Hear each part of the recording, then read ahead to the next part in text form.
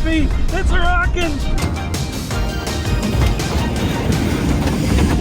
In this video, we are hitting the dirt in two ridiculously cheap 1990s four-wheel drive icons to find out which one is best. So both of these vehicles can be had for around $2,000, maybe $3,000, depending on the condition of it.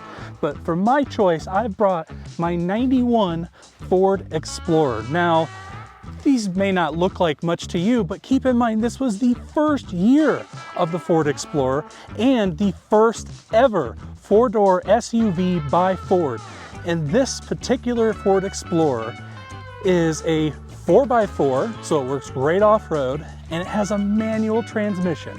So if you want that experience of rowing your own, you can get it in these first-gen Explorers.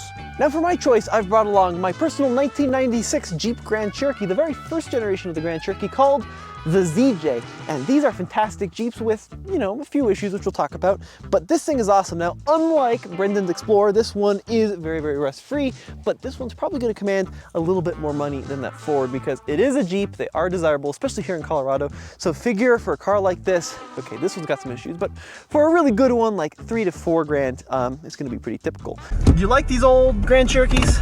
I do like these old Grand Cherokees. They're pretty darn comfortable too.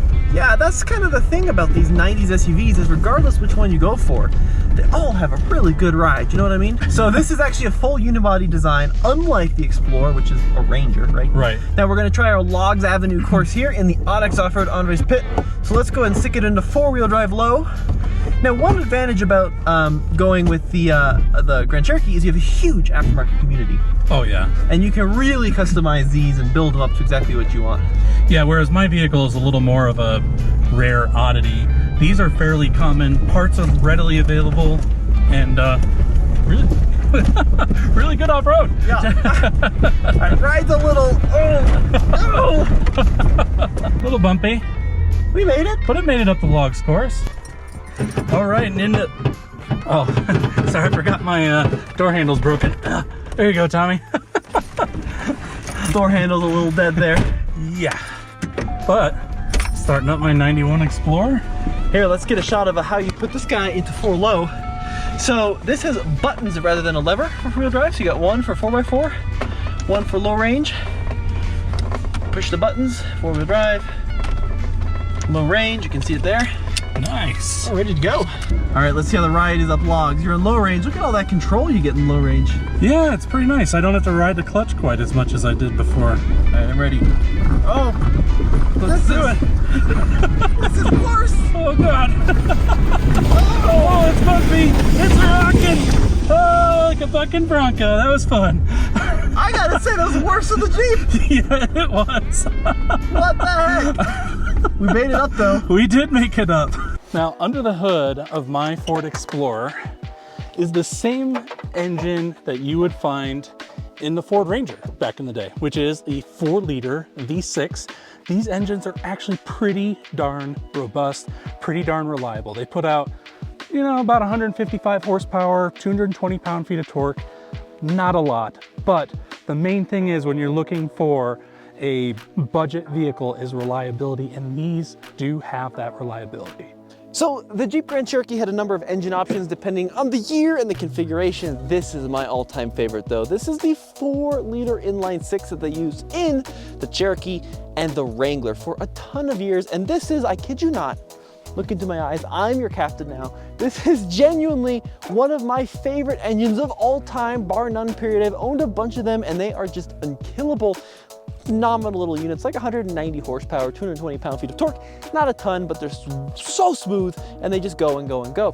What's not so good is the transmission. So these have notoriously terrible transmissions, these ZJ Grand Cherokees, and that's the big issue with this one and why I got it so cheap. So as it turns out, first gear is great, third and fourth gear are great, second gear has left the building a little bit. So it's still very drivable, it still shifts first to third, and unless you're really paying attention, you kind of don't notice that second's not there, but seconds has definitely left the building. So that is the big issue with this Grand Cherokee.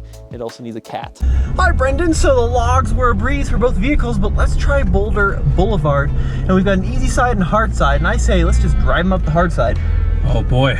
All right, yeah, I haven't tried the hard side yet, so this will be an adventure. Yeah, let's see what happens. So I'm in low range in the Grand Cherokee, And this is what this Jeep was really built for, you know?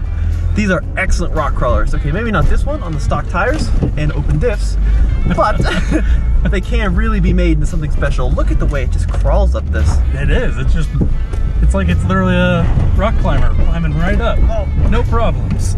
Little bouncy, but it made it. We made it. Yeah, that was good. We made it up there. That was impressive. Yeah, it was good. This thing is a fantastic off-road machine, and not maybe as refined on-road as the Explorer. Yeah. But that engine, I mean, look, listen to this engine purr. Yeah, it runs pretty good, and I mean, that's all the power you need to climb up that course, right? These 4-liter 6-cylinders, perfect engine for off-roading. They'll do them. They'll do them. Brendan, I gotta say, I love the design of these old Explorers. Me too. It's just a nice boxy design, and who doesn't love a good boxy, like 80s and 90s style vehicle? Ah, and this was the Jurassic Park Explorer too, this generation? It was. Was this the tire exploding generation, or was that the next gen? No, that was the second gen. A lot of people like to call these the Ford Exploder. I hear it all the time, right? But that was the second gen after these. These did not have that same exploding tire issue of the second gen. We're heading up Boulder Boulevard. You want to do the hard side? Sure. For continuity, Tommy, let's do the hard side, but I'm a little nervous, not gonna lie. Stick right up the middle and we should make it up. Okay, let's do it. Beautiful. Nice. A little bit more to the driver's side, which is left. Yep. Oh, okay, nice. Really doing well. Oh, lost a little momentum. Oh, we got my rear is sliding there, and I'm gonna hit that post? That post in the back. Oh, I think I can make it back down. Let's see. Yeah. Yeah. Not quite the same amount of articulation that the Jeep has. No, and it was losing traction. I don't know. Should I give it another try, Tommy? Do you want to? Kinda. Right. Do I just need to go a little more momentum to get this thing up there? A little more. Not too much more, though, because if you go too much more, we'll bottom it out on the top. But you can go a little bit more. Okay. Let's see. I'm going to give it my best effort. Okay. Yeah, it's a good line. Perfect line. Nice. Keep that going just like that. Nice. Let it climb. Let it climb. Let it climb. Keep going. Keep going. Keep going. Woo! Oh, beautiful. Yes! Dude, that was killer. Thank you. That was perfectly done. So you could feel it kind of skip on top of the rocks. Absolutely. We cruised on down. Man, that was fun. Now, these first-gen Explorers are rad for multiple reasons. First and foremost, look at these seats. These are so cool and so quintessential 90s. I just dig the way they look, and these ones are actually in really good shape. The other thing is you could get this in a manual transmission. Now, this is actually a Mazda sourced and built manual transmission because Ford and Mazda were partnered back in the day. You could get these Ford Explorers as the Mazda Navajo, which was just a two-door version of the Ford Explorer. And so they were the ones that built these transmissions, and these transmissions are known to last a long, long time. And not only that, they're pretty engaging to drive. You can get the Grand Cherokee ZJ in a manual transmission. They're super rare and you're almost never gonna find them, but it is an option. Now the Grand Cherokee is probably not as interesting to look at on the inside, but as a plus, all four of my door handles work, baby, which is something Brendan can't say. However, these are fantastically comfortable vehicles. You got these big squishy loungers, oh, so nice. And by the late 1990s, you also had 2 airbags, so you get a little bit of safety in here. You get all the fantastic fake wood you'd expect. Yeah, honestly, especially the gauges, you only gotta get close to those gauges, Brendan. Look how cool those puppies are. Very 1990s, retro, I love them so much. This interior is held up beautifully, the dash is really nice. Look at the seats are like perfect, even with over 212,000 miles. All right, Brendan, lastly, we have Lava Lane, which is this really steep hill. It's a great test of approach and departure angle. There's a good chance we'll lose a bumper here. That's okay, it's already broken. That's the great thing about having a cheap vehicle, right? That's right, exactly right. Let's see how the torque is out of this 4-liter if we're gonna be able to climb up this. I think you can do it. You ready? Let's do it. Okay, and just approach gently. Oh! There goes that rear bumper. Not as gently maybe as we could have gone, but we did crawl up that with no difficulty. None at all. I mean, we've taken so many modern day crossovers through this course, right? And so many of them really, really struggle.